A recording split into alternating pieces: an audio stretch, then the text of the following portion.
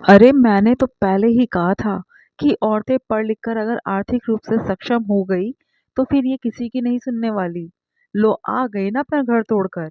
अब बिठाओ अपनी बेटी को घर पर। चाचा ताना मारते हुए बोले। अरे जिस घर में औरतें अपनी चलाती है उस घर को तो टूटना ही है। थोड़ा तो दब कर रहना सीखा देते। अब निकाल दिया ना ससुराल वालों ने घर से। चाची क्या कम थी, वो भी बोली। क्या सारी गलती इसकी ही है जो उसे ही सुनाए जा रहे हो?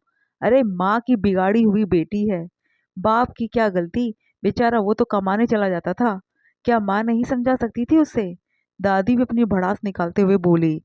अरे कितना समझाया था कि ग्रेजुएशन तक पढ़ ली, अब तो शादी कर दो। लेकिन नहीं, पूरी पढ़ाई करवानी है, नौकरी करवानी है, उसके बाद इसकी शादी करेंगे। लो हो गया ना सब कुछ। देवर जी आप बात को कहाँ से कहाँ लेकर जा रहे हो? बात पढ़ाई लिखाई पर कहाँ आ गई? बात तो ये है ही नहीं ना।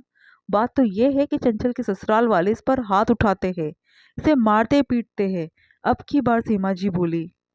देखा, मैंने कहा था ना, एक बेटी का घर उसकी माँ ही बिगाड़ती है। देख लो भैया एक शब्द नहीं बोल रहा है, क्योंकि वो बेचारा दुखी है। पर भाभी को देखो, अभी भी कैसे जबान कैसी केची की तरह चल रही है। देवर ने कहा। और पढ़ाई लिखाई की बात क्यों ना करे, इससे नौकरी करवाने की बात क्यों ना करे? अगर ये नौकरी नहीं कर रही होती, इतनी पढ़ी लिखी नहीं होती, तो चुपचाप उस घर में पड़ी रहती। आजकल की औरतें दो पैसे क्या कमाने लग जाती है, अपने आप को पता नहीं क्या समझने लग जाती है। दादी ने कहा।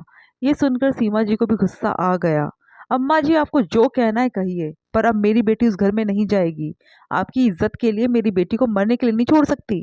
कहकर सीमा जी अपनी बेटी चंचल के पास अंदर कमरे में आ गई, जो एक कोने में चुपचाप बैठी बैठी सबकी बातें सुन रही थी। सीमा जी को देखते ही उसकी आंखों में आंसू आ गए। ये देखकर सीमा जी बोली। बेटा कोई साथ दे ना दे, मैं तेरे साथ हूँ। चंचल शुरू से ही पढ़ने में अच्छी थी, लेकिन उसका परिवार रूढ़िवादी सोच रखता था। जब चंचल ने अपना ग्रेजुएशन पूरा किया, तभी घर के सभी लोगों ने उसकी शादी की लगा दी।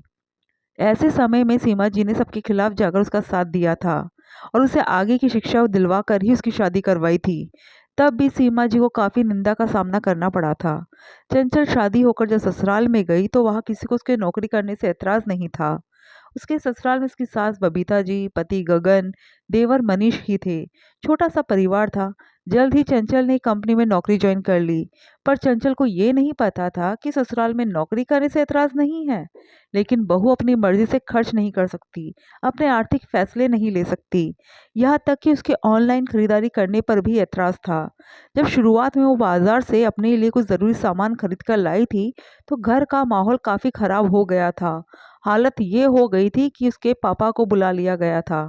तब पापा और चाचा आए थे और उसकी मर्जी के खिलाफ उसकी बैंक की पासबुक, एटीएम कार्ड वगैरह उसके पति को दिलवा कर गए थे। तब भी चंचल ने कहना चाहा था तो वो लोग सबके सामने ही उसको डांट कर आ गए। ये देखकर तो उसके ससुराल वालों की हिम्मत ही बढ़ गई। एक बार चंचल के ऑफिस से पार्टी थी। उसके लिए चंचल को कुछ जरूरी सामान खरीदना था। उसने गगन से कहा भी, लेकिन गगन ने सुनकर अनसुना कर दिया।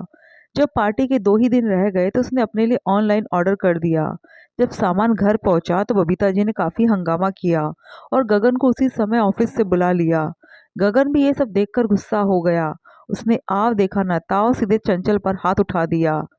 तब भी चंचल ने अपने पापा और चाचा को फोन लगाया था, लेकिन कोई नहीं आया। चाचा ने तो यहाँ तक कह दिया कि तुम्हारे घर का मामला है, तुम खुद निपटाओ। सीमा जी ने साथ देना चाहा तो घर वालों ने रोक दिया। लेकिन अभी कल तो मामला कुछ ज्यादा ही बिगड़ गया। कल वो अपनी सहेली जो कि उसके ससुराल के पास ही रहती थी और एक ही ऑफिस में काम करती थी, के साथ घर वापस आ रही थी, तो रास्ते में उसकी स्कूटी का एक्सीडेंट हो गया। चंचल को तो हल्की फुल्की खरोच ही आई थी, पर उसकी सहेली के सिर पर और पैर पर काफी चोटें आई थी। जैसे तैसे लोगों की मदद से चंचल उसे अस्पताल लेकर गई और वहां उसकी ड्रेसिंग वगैरह करवाई। वैसे भी सहेली अपने साथ उसे लाती ले जाती है, पर कभी उससे पेट्रोल का खर्चा नहीं लेती है। ये सोचकर चंचल ने अपने मोबाइल से ही वहां हॉस्पिटल का बिल भर दिया और उसे लेकर घर आ गई। उसे उसके घर छोड़कर वो घर में आई तो बबीता जी उसके लेट आने पर गुस्से में बैठी हुई थी। तभी उसकी सहेली की सास उसके पीछे पीछे आ गई और उसे पैसे देकर उसका शुक्रिया अदा किया। जब बबीता जी को पता चला कि आज भी चंचल बिना किसी की इजाजत के पैसे खर्च करके आ गई, तो बस बात का बतंगड़ बन गया। जबकि उसकी सहेली की सास उनके सामने ही पैसे देकर गई थी। पर फिर भी वो कुछ सुनना ही नहीं चाहती थी। और आखिर वही हुआ जिसका डर चंचल को था। फिर उसके पति गगन ने उस पर हाथ उठाया, उसे मारा पीटा। पर इस बार चंचल ने अपने चाचा या पापा को फोन करने की जगह सीधा अपने पति के गाल पर थप्पड़ दे मारा। उसके इस कदम से सब लोग हैरान रह गए। उसके बाद चंचल सीधा अपने मायके आ गई। बस तब से मायके में भी हंगामा चल रहा था।